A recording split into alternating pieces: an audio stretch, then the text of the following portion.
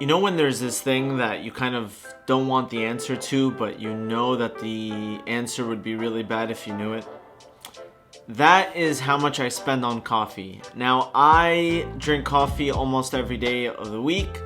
And if you think about how much you spend on coffee and you calculate how much you spend in a year, the number would probably surprise you. Or not. Maybe you know it's extremely expensive as it is. But I was watching a video on YouTube as usual, and apparently coffee is one of the most overpriced things. And by overpriced, I mean that the margin of profit is pretty large. Now, I don't know about you guys, but I'm a Dunkin' guy, and I know that Dunkin's coffee is half washed down with water, but I'm a Dunkin' guy. And ever since I started a business, I've been trying to save money every way I can. And one of those ways is my coffee intake. Now, other than coffee being pretty bad for you and it dehydrates you and it kind of gets you addicted to the point where you cannot get any energy unless you have it, you could also spend a ton of money on it. So my goal is to kind of wean off of coffee. I want to get my body out of the habit of drinking coffee, and to do that, one, I need to find a replacement, and two, I kind of want to calculate how much I did spend in a year on coffee. So let's do this. A medium iced caramel coffee at Dunkin' Donuts is $2.99. $2.99. Oh. This is a marker and paper. Why would we do that? And we've got an iPad Pro. Slight flex. So we've got $2.99 that I spend, and I'll say about 5 out of 7 days a week, and there are 4 weeks in a month, and there are 12 months. That is $717. Now, this definitely doesn't include when I'm out with my bougie friends getting Starbucks. $717 is a lot of money. Now, in the grand scheme of things, how much you spend in a year, that's not that bad on coffee. There are things that we spend way more money on than coffee, but it's also a health factor. I want to substitute coffee with something that's both healthy, nutritious, will give me that spike of energy, and my body will not be reliant on it for that energy.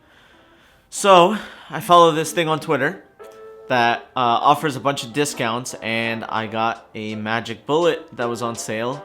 And we're going to start making smoothies and see if that does anything to my productivity levels throughout the day.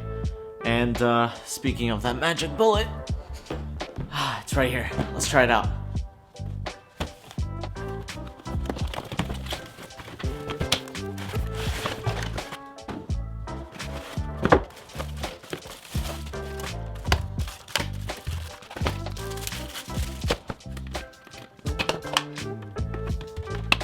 Now, the reason why I got this over a traditional blender is the form factor is a lot smaller. It's a lot easier to clean up, it's quick, and it's perfect serving size. I've got a cup right here. I can just drink straight out of this thing, switch the cap on, and chug along. There was this milkshake recipe that I saw on TikTok that we're about to try, and let's see if it tastes good.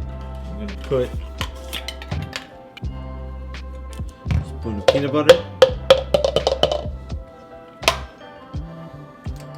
some almond milk,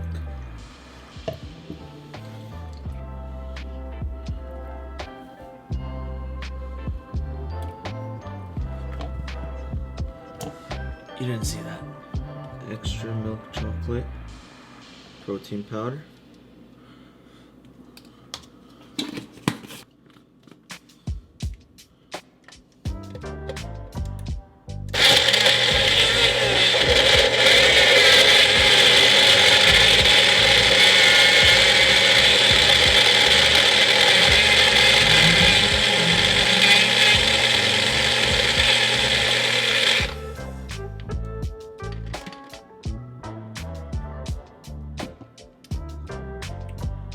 that is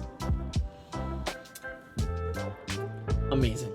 This is one of the best shakes I've ever had. I never thought I could make something like this at home. I definitely think that since it tastes so good, it's going to be a little bit easier to be able to replace coffee in the morning and have this instead. This is probably my first step to trying to get more healthy, being that I haven't been in the gym in like 2 months or something. And what sucks is that before the quarantine, I was doing so well in the gym. So yeah, I guess I'll be sipping on this from now on.